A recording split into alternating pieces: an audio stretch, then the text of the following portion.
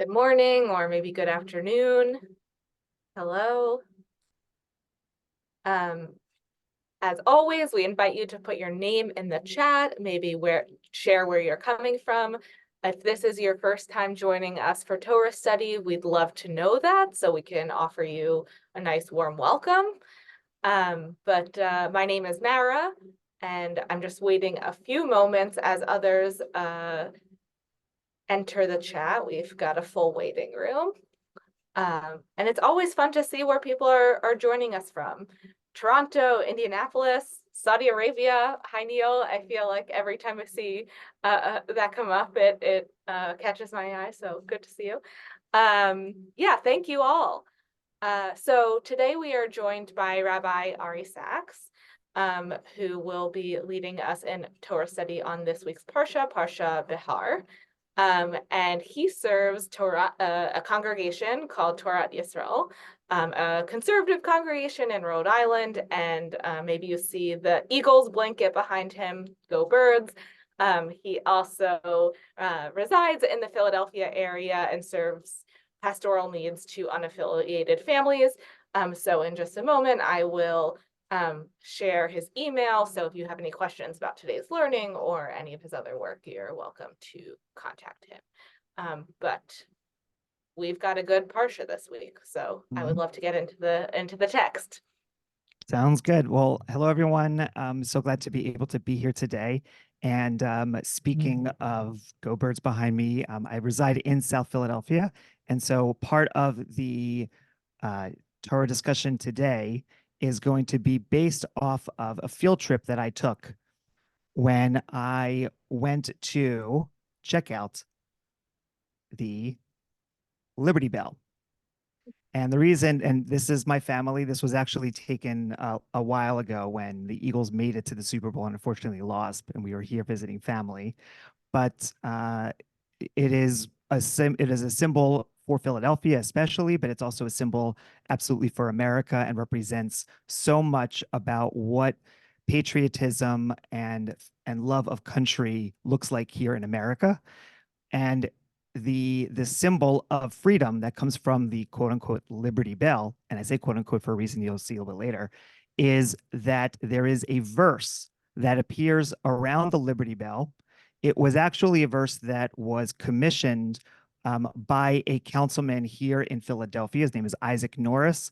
And it was only done actually, funnily enough, it was only done after the first crack happened in the bell, not the major crack that you see. The major crack that you see did not come until like the 1850s or so.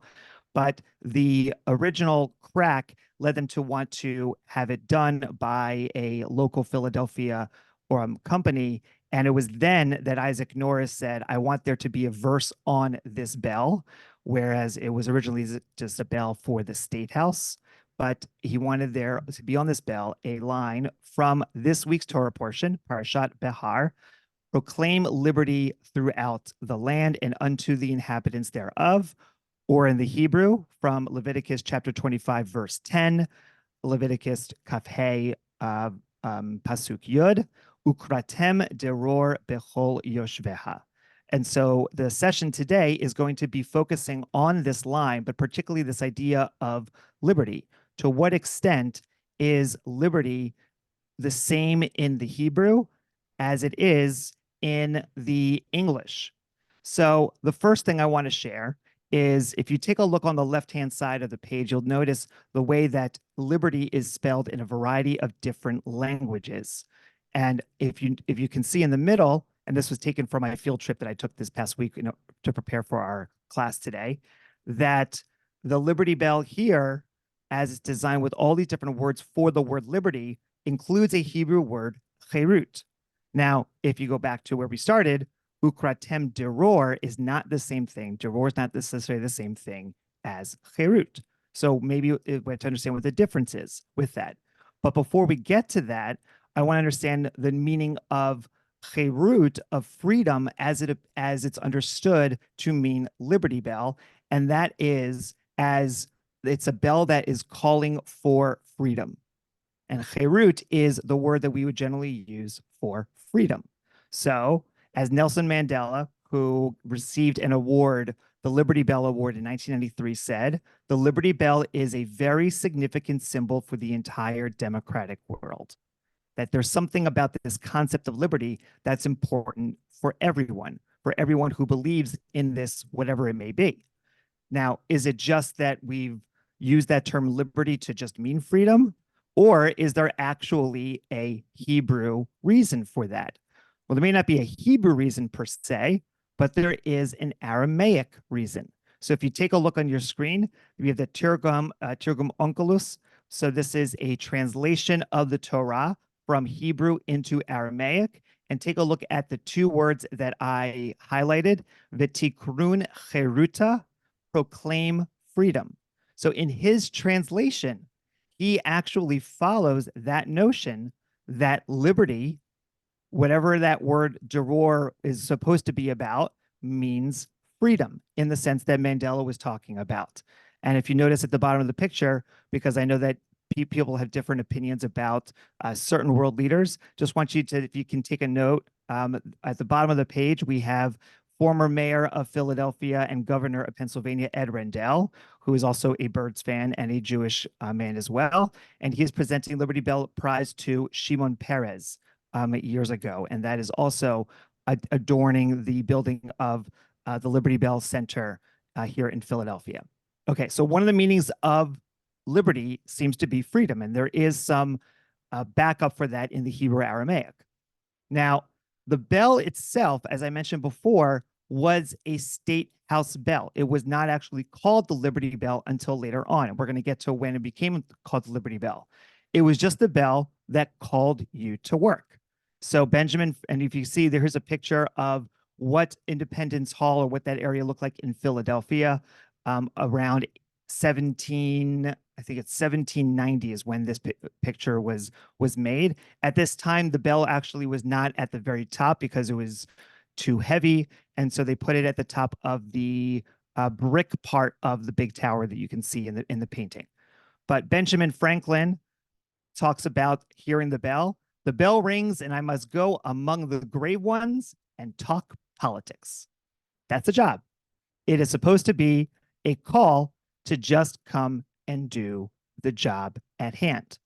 Well, that idea of doing the job actually is relevant to the story around this call of this call for liberty, whatever that may be, that it appears in, again, in our Parsha, in Parashat Vayikra, and it talks about bringing everyone together to announce something very important related to what would be work for the people, which is calling for the Jubilee year, the Sabbath of Sabbaths, in which we're supposed to let the land lie.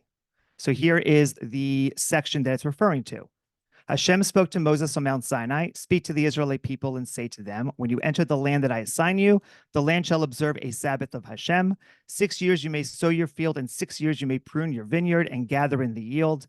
But in the 7th year, the land shall have a Sabbath of complete rest, a Sabbath of Hashem. You shall not sow your field or prune your vineyard. You shall not reap the aftergrowth of your harvest or gather the grapes of your untrimmed vines. It shall be a year of complete rest for the land. So thinking about how the land is where we work, this is actually, we're going to see in a second, a call to tell you to make the land rest so that it doesn't work. But you may eat whatever the land during its Sabbath will produce, you, your male and female slaves. The land may eat all its yield. You shall count off 7 weeks of years, 7 times 7 years, so that the period of 7 weeks of years gives you a total of 49 years. Then you shall sound the horn loud in the 7th month, on the 10th day of the month, the day of atonement. You shall have the horn sounded throughout the land. Now, by the way, this is the point of how the original use of the shofar was not on Rosh Hashanah. It did not happen every year. It happened once every 50 years. And it happened on Yom Kippur. That was the moment where everyone was gathered together and saying, this is the moment where after we have done all of our tshuva, all of our repentance, we're now ready to repent by virtue of letting the land go through its version of repentance, or we should say the way in which we need to repent for using too much of the land. Let the land lie fallow, let it grow back, because if you work too much, you're not following God's plan for all of creation. And so the call of the bell, the call of the horn of the shofar, which is where we lead to the call of the bell for the Liberty Bell, that call is to call you to not work the land. And you shall hallow the 50th year, you shall proclaim release throughout the land for all its inhabitants. Ukratem deror, that is liberty here. Liberty means the release of all of the land from its inhabitants who are working the land, but also releasing all of the obligations that appear on human beings or that occur to human beings by virtue of our daily lives, by virtue of our station in life. And we're going to get into that a little bit about how freedom or freedom of people, freedom to be able to do what you need or do what you want, is related to this idea of release from the obligations that are put upon us or we put upon ourselves when it comes to work. So you shall proclaim a release throughout the land for all its inhabitants. It shall be a jubilee for you. Each of you shall return to your holding, and each of you shall return to your family. The 50th year shall be a jubilee for you. You shall not sow, neither shall you reap the aftergrowth or harvest the untrimmed vines. Okay? So that's one of the ideas. It's about calling to work for the bell itself, and it's a call to not work in regards to the shofar. Now, the bell is supposed to call you home. That idea of that you're supposed to go back to your land's holdings, to where you used to be. And so the idea of having a particular land that you should be able to go to, and more importantly, that shouldn't be in control or should be controlled by another. One of the ideas embedded within the concept of the Jubilee year and the Sabbath is that all ownership of land shall be given away to, or I should say, should be returned to the original owners, so that there is no other obligation placed upon the land. It goes back to its origins. And to a certain degree, the call for freedom with the Declaration of Independence speaks to the idea of letting the land be given or allow the land to be able to be settled by people without having the fear of losing the land, or that somebody is controlling you as to whether or not you're allowed to live in that land, or I should say even more important, that you can live wherever you want to live and no one can tell you otherwise. See, here's what the Declaration of Independence says on this idea. We hold these truths to be self-evident, that all men are created equal, that they are endowed by their Creator with certain unalienable rights, that among them are life, liberty, and the pursuit of happiness, that to secure these rights, governments are instituted among men, deriving their just powers from the consent of the governed. This is a line that we all really know. This, I'm actually going to skip this, but basically it's saying here that if things are going to arise that are going to lead you to not be able to hold those truths, then you must rise up against them. And that it's specifically talking about the history. The present king of Great Britain is a history of repeated injuries and usurpations, all having in direct object the establishment of an absolute tyranny over these states. To prove this, let facts be submitted to a candid world. And one of the facts I want to show, he has endeavored to prevent the population of these states. For that purpose, obstructing the laws for naturalization of foreigners, refusing to pass others and to encourage their migrations hither, and raising the conditions of new appropriations of land. That is to say that part of the Declaration of Independence, part of the idea of freedom in America, as evidence, or I should say as symbolized by the Liberty Bell, is that no king should tell you whether or not somebody can own land or be on specific land in the territory that is America. That you should be able to travel where you want to go. You should be able to live where you want to be able to live, and no one should control you with that. Well, in Masechet Rosh Hashanah, which speaks about this particular concept of what liberty means from the text in Parashat Behar, it talks about this idea, deror is a word meaning liberty, but what does that really mean here? Rabbi Yehuda said, what is the meaning of the word deror? It is like a man who dwells, medayer, in any dwelling, dayara, and moves merchandise around the country, i.e., he can live and do business wherever he wants. Deror, therefore, implies liberty of residence. So a bell calling you home, or this call to be able to call home anywhere you want to call home, is embedded from this rabbinic angle within the Talmud to being able to go wherever you need to go, wherever you feel called to go, because as a dayar, as a business, as a man who dwells in any dwelling, somebody who is able to, who needs to go into business and go wherever you need to go, that deror really means being able to live where you want to live. So that is the end of the slideshow, but I'm also now going to bring up the actual text that you may have been able to receive. This is the 1 second. I'm going to bring it up here. Apologies for this. And where did it appear? Here it is. Okay. Because there are other meanings of what this text means in regards to liberty. And in fact, one of the biggest issues as it appears when it comes to liberty is that while this bell called for liberty on around July 4th, 1776, and we ascribe liberty to it, that of freedom for all, freedom to be wherever you want to go, freedom to live wherever you need to live, freedom to act as you need to act, that there were many people who were brought over to this country who did not receive that liberty when they came here, when they lived here, when they were brought here forcibly. And those were the slaves from Africa. In the 1800s, as the abolitionist movement was starting to gain traction, many abolitionists turned to the Liberty Bell as a sign and as a symbol of the liberty that they wanted to achieve. And that is actually the moment when it became the state house, when it moved from the state house bell, the Pennsylvania State House bell, to the Liberty Bell. It was not called the Liberty Bell at the time of the Revolution. It was only started to become the Liberty Bell when abolitionists used it as a symbol for freedom. And this is a poem that was written by H.R.H. Moore in 1850, I believe, on the meaning of this bell, the abolitionist bell.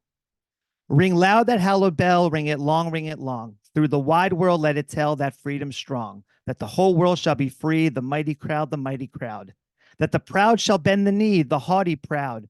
Ring, ring the mighty bell in the storm, in the storm. Brothers, it shall herald well fair freedom's form. Ring it southward till its voice for slavery toll, for slavery toll, and freedom's wakening touch rejoice, both limb and soul. We're sacred to the slave in freedom's sleep. Ring it till its startling tones thrill young and old, till despots tremble on their thrones and their blood run cold. Ring it till the slave be free, wherever chained, till universal liberty for aye be gained. Ring it till the young arise to freedom's fight, spring gladly toward the kindling skies, all clothed in light. Ring it till the bonds of sect be torn away, till every man as God's elect kneel down to pray. Ring it till the world have heard and felt at length, till every living soul be stirred and clothed with strength. So you can hear the power in that particular poem about the notion of liberty, that it must include the freedom of all peoples from the shackles of bondage. If it's going to free the land from the shackles of bondage, if it's going to free people from the shackles of where they may live and they be able to go wherever they want to live, it must also free individuals, people, from actual shackles of slavery. And what's so fascinating is that if you take a look at the text in the parasha, in fact, the idea of liberty is very much centered on the idea of freeing slaves. If you take a look at Rashi's comment on this particular parsha, on Ukratem Deror, on the verse in question, Ukratem Deror, and ye shall proclaim liberty, la'avadim, unto slaves. That's what liberty means. It's not even talking necessarily about the land. It's not even necessarily talking about freedom of movement. It's talking about freeing slaves, the slaves that the Israelites had owned. And what's more is that these are avadim bein nirsa bein shelo chalulo sheshani mishanim kar. It's both to him whose ears have been pierced, because according to the Torah, if a slave who is allowed to leave after 6 years, in the 7th year, they're allowed to leave because of the Sabbath year. If they decide to stay, then you actually pierce their ears in order for them to stay, and then they will continue to be your slave. And just as probably a little bit of a crude joke, my dad always made a joke with me that he did not want me to get an earring. He said if I ever got an earring, it would be because I would then become his indentured slave. So that's why I did not actually get that earring. But more to the point, that is a sign that's saying, oh, you're going to be a slave for the rest of your life. But the idea with this Jubilee year, every 50 years, is that even that promise, you can change. That you could proclaim liberty unto slaves, both to him whose ear has been pierced, and to him whose 6 years of servitude, reckoning from the is coming up, reckoning from the time when he was sold, have not yet ended. It can be for either of those cases. So if liberty is about freedom of slaves, then is that actually what happened in the times of Torah? And what's fascinating about this particular concept and the importance of this concept and the idea that liberty is something to strive for, but you don't always get to, is that even if embedded within the concept of the Liberty Bell and of the Declaration of Independence is freedom for all, that it is not a perfect union. It is America's striving to be a more perfect union, that it fails. It often fails to be able to get to finish the job that it's trying to start with this notion of freedom. And one of the key examples of that and how that appears within the context of slavery in the Israelites, for the Israelites, but particularly from the rabbinic tradition, is that in this section of Masechet Rosh Hashanah talking about this idea of liberty, we hear this one idea related to slavery, and particularly in terms of the sounding of the shofar and how it's calling you to free slaves. This sounding the shofar is given over to the court, which is obligated to blow it. So that's why we have to blow the shofar for to announce the Jubilee year. It's necessary. But that, setting the slaves free, is not given over to the court, but to each individual slave owner. It stands to reason that the indispensable criterion for calling the Jubilee year is one that is in the hands of the court and not in the hands of the individuals. Or to put another way, even when the rabbis are trying to understand if what the Jubilee year requires of us to do, that our text is saying does not require us to free slaves, because it was up to every individual owner. And so in that case, even what the text says as this is what you should do, the rabbis were saying that doesn't always happen. Liberty is a process. It is not something that just happens overnight. Okay. Next idea of liberty as it appears within the context of the Liberty Bell and this idea from Torah, the bell that calls. Now, I'm thinking a little bit about the idea that this is a more perfect union and it's striving to be so after the Civil War and the freedom of slaves, although that took a while even after the Civil War, that the Liberty Bell actually went on a journey cross country. In fact, it was asked to come to New Orleans in 1885 as a way of symbolizing the bringing together of all the different states of the Union as one, especially after the Civil War, and that the Liberty Bell was a sign, was a relic, was a sacred organ, as you're about to see, for helping freedom be central to the idea of what America should be. And even though in this case it's brought by the former president of the Confederacy who still believed that freedom should not be given to slaves, it's important to understand that this is a relic, this is a sacred organ for that can be symbolic for all people, even if they view it differently from another. So a sacred relic of patriotism. You sacred organ, it was with your clear tones you sent notice to all who were willing to live or die for liberty, and felt that the day was at hand when every patriot must do a patriot's duty. Glorious old bell, the son of a revolutionary soldier, bows in reverence before you. And so what it's talking about here is just the importance of having this symbol, this bell that rings, although it doesn't always, it stopped ringing at this time, but that it calls us to a job of, in this case, patriotism. But that the important idea is that this bell is what unites us. We may think of liberty differently. We may understand the concept in a way that seems to be antithetical to another person's idea of liberty, but that we can both look at this sacred bell in this case as being a symbol that we can both get behind. And that seems to be, at least to a certain extent, one of the ideas behind this text in, again, Masechet Rosh Hashanah, talking about what is it that is essential for calling the Jubilee year. Is it freedom of slaves? Is it freedom of property, as we said before?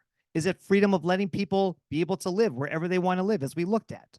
What is the most essential item for proclaiming the Jubilee year? Rabbi Yossi explains his position.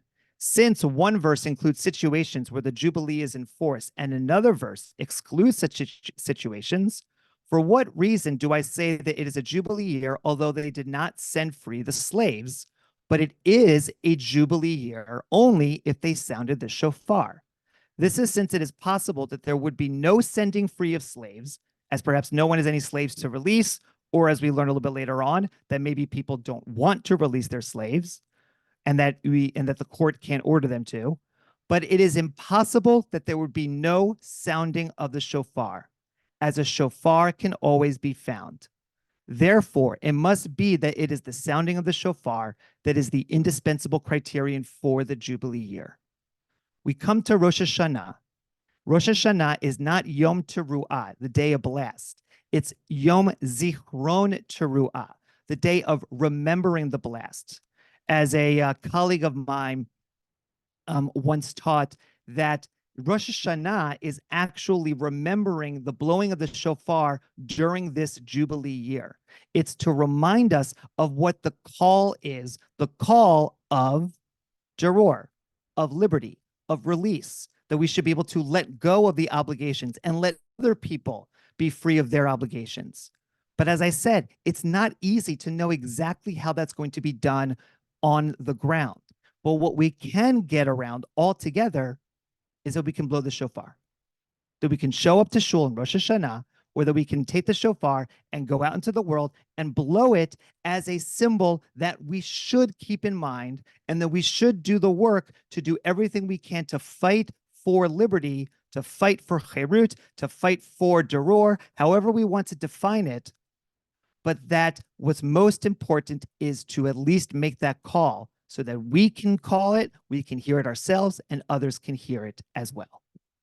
Which leads to the final text, or the final example, and that is related to how, while slavery, thank God, has been outlawed in America, although it's still existing in many places around the world, and that there are many repercussions still to the enterprise of slavery here in America, that there are times in which it seems as if when we call out for liberty, for freedom, that it doesn't happen. And in fact, the bell itself in the 1850s stopped ringing entirely. It was called unalterably cracked and dumb silent, or irreparably cracked, I'm sorry, because sometimes just a bell doesn't do the job anymore. And yet we can still hold on to this symbol, asking for this symbol to help remind us that while it seems as if we're silent on one issue of liberty, of freedom at this moment, perhaps that will change. And that also occurred in the history of this country of America, during the fight for women's suffrage, for women having the right to vote, who, like the abolitionists before them, also took the Liberty Bell as a sign of their struggle for the rights of women to be able to participate fully in America's democracy. Freedom sleeps. In Penn's fair city, calm and grave, hangs the old bell which rings no more, for freedom sleeps on freedom's shore. That was specifically about actually having to do with the challenge with slavery. But it's also, I think, important to remind ourselves, as I said before, that sometimes I feel like freedom sleeps. Here's this text on the woman's Liberty Bell, though. Because every fair-minded man believes in justice, and because justice is an empty word so long as half the population of a commonwealth have no say in the making of its laws, the Liberty Bell of 1776 rang to, quote, proclaim liberty to create our nation. The woman's Liberty Bell will ring to, quote, establish justice to complete our nation. A bell starts the process. We must complete the process. The bell rang as a way to symbolize one process, and we are ringing it now in this day to represent another process that's analogous, that's similar, that's connected to the original. But we believe that the job of the original bell is not going to be complete until we achieve this freedom that we are searching for. And that leads into one final text, which speaks about what the purpose is of the Jubilee year, but also teaches us that it's not easy to necessarily understand its purpose, nor is it possible to follow its dictates. The Gemara continues with the topic of the Jubilee year. The sages taught in a Braita, the verse states, and you shall hallow the 50th year and proclaim liberty throughout all the land to all the inhabitants. It shall be a jubilee for you. The words, it shall be a jubilee, come to teach that although they did not release property to its original owners, and although they did not sound the shofar, it is nevertheless a jubilee year, and the halachot of the jubilee year apply. One might have thought that although they did not free the slaves, it is also still a jubilee year. Therefore, the verse states it shall be, this being a term of limitation.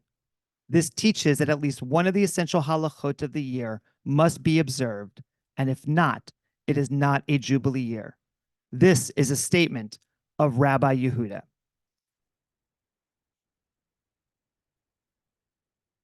And so the reason I wanted to end there is because the key idea here is that it is not always possible to be able to achieve all of our goals, whatever it may be. But the notion as it appears in this parasha, and that is etched into the metal of the Liberty Bell as a relic, a sacred relic of freedom here in America, that is part of the ethos, not just of the entire country, but especially of my own home here in Philadelphia. I've always had a connection to Liberty Bell because of my identity here as a Philadelphian. It's what calls us. It's not about what we are able to finally achieve as much as feeling the need to get up and do that work to achieve that goal. If we don't have the motivation to achieve whatever it is that we understand liberty to be, whether it's liberty of movement, whether it's the liberty of peoples in themselves, whether it's liberty of the land, whether it's liberty to be able to do your work wherever it is you want to do your work, however we define freedom or liberty. And I think you can tell that that definition is not rigid as it appears both in the text itself and also in how it's understood within America that we need to hear the call to fight and to act on behalf of liberty, because that is what's eventually going to, that's what's going to make us free, is the feeling to know that if we are called, that then we can act. And hopefully by the end, we can make the world as great as it could possibly be, where it could be free for all and for the entire world. Into that. Thank you so much, Rabbi. One thing I love about this group is that there's been tons of questions in the chat, and also others have shared their perspectives and their sort of giving answers to some of these questions. So I want to bring out some questions that maybe didn't get answered. And can you talk a little bit about the Jubilee itself, and like, is that something that is applicable everywhere? Is that only in the land of Israel? How do we, is it more aspirational, or do we actually have Particular laws laws, and restrictions on it? In terms of the restrictions themselves, they're similar to the Sabbath year, which ironically also appears right beforehand. So it's a bit of a problem, meaning if you are unable to make any money off of the land that in Israel, and by the way, it is clear that the land it's talking about is the land of Israel, that you have to theoretically sell your land for 2 years, and therefore you might not be able to get back to the land afterwards. Which is also why, in thinking about the aspirational aspect to it, it's a question as to the extent to which the Jubilee year was ever celebrated. The fact that in Masechet Rosh Hashanah they're having a debate: did the Jubilee year happen, or what was required for the Jubilee year? And that the only thing they could come up with in terms of the final halacha is that you have to blow the shofar, right? For as much as I'm saying that the blowing the shofar is so important, so powerful, because it calls us to act for freedom, that's a homiletic message. That's not an actual thing that's going to change on the ground, because you don't have to release your land. You don't have to release your slaves. You don't have to release anything from your own property. Yes, you may have to sell them a little bit, but that's where we have Rav Hillel, who created what's known as the Prose Bowl. The Prose Bowl, which by the way is a nice Greek word, it doesn't come from anywhere in our Hebrew or Aramaic text, is a legal loophole that allows you to be able to not own property, or not own a business, but to be able to retain ownership after that period of time in which you officially do not own it. The best example of that we do every single year is when we sell all of our chametz. When we sell our chametz, it doesn't mean that somebody is actually taking it from us. We still have it in our home. And it doesn't mean that we are going to lose that which we sold, because as part of the deal, they're going to sell it back to us. So it's a way of saying this idea, this aspirational idea, may not be possible here on the ground. And that, by the way, is one of the critiques that's often leveled at the concept of liberty as it appears in both the the Declaration of Independence on the Liberty Bell, is that, well, how could slave owners declare liberty as a central ethos of this country when they were owning slaves? And I think a part of that had to do with the idea that liberty can be an aspiration, but it may not necessarily always be something that they felt could be possible on the ground. That doesn't mean it can change. Or I say, it doesn't mean it can't change. And thank God, abolitionists took it up, and women's suffrage movement took it up. And we all need to take it up in certain ways based upon our understandings of freedom or liberty, to be able to say, yes, it's aspirational, but there should be halacha around it. There should be things that we can actually get done on the ground to make the Jubilee year, to make us, to call for that sense of liberty. And so maybe there's something that we could do about it more. And maybe there's someone else on here who could share more of what they know in terms of how the Jubilee year is being used today. there are some folks who have seen some calculations about when the year is, but I do think that there is some controversy around that. Yes. I'm seeing if any folks have any questions that they would either like to put in the chat, or I think we do have time for if one person would want to raise their hand.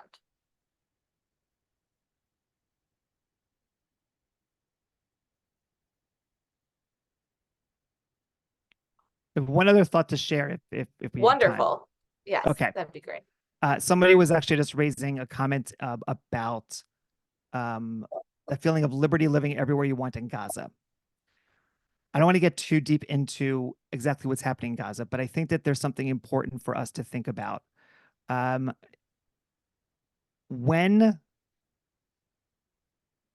I'll put it this way. There is a beautiful teaching, which if you're interested, I'm happy to find the link and to share with you, that came from Sir Rabbi Jonathan Sachs, no relation, he spells his name differently, Zichrono Livracha, on did God want a Mishkan or did God want a Mikdash? A Mishkan is a place for God to live among the people wherever the people are. And a Mikdash is a central location for where God resides, and everyone should be coming to that place. That a Mishkan can be like any synagogue, any community, wherever they are, or is it that we should only be looking for the Mikdash that has its central location in Jerusalem and a very special and certain location on Har Habayit? I think that the issue around what's happening in Israel, especially when it comes to Gaza and it comes to the land and who's allowed to live in the land and where we're able to live in the land, is centered on the tension between Mikdash and Mishkan. And this is how it relates to the Parsha which we're talking about. The idea of proclaiming release for the land, or proclaiming release in the sense, as you saw it a little bit, that anyone can be able to live wherever they want to live for the purpose of doing business, is that we should be able to live wherever we want to be able to live. However, we cannot claim ownership of a particular land in perpetuity. It's only for the time in which we are there, and then we might move somewhere else. Or to put it another way, it's the life of a shepherd as opposed to the life of a farmer.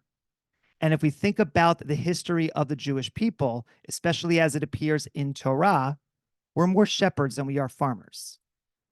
And in fact, it was how I'm going to get this wrong, so somebody please correct me in the comments, but I believe that it was Cain who offered a sacrifice as a farmer, and it was Abel who gave a sacrifice as a shepherd, and it was Cain who killed Abel because of it, as if to say that the farmer is the one who says, we need to stay in this place and only in this place, that when we stay in this place, it creates difficulties for other people who may also want to live in this place. So freedom to be able to live where you want to live is also freedom to be able to give up part of the land in which you are already living. And that, I think, is the challenge here. Also, that appears in the issue of Israel, Gaza, where it is we should be able to live. And that's a much larger conversation, but I think it is something that is brought up by this idea of proclaiming release throughout the land, wherever you may be.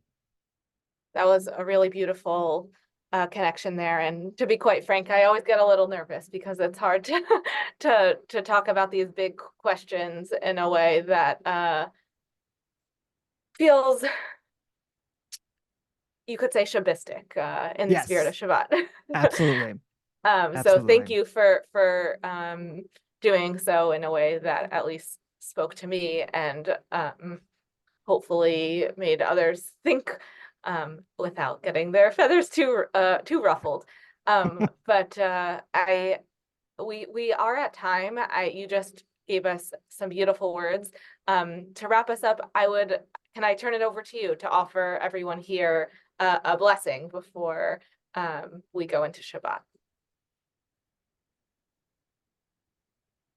Baruch Shebara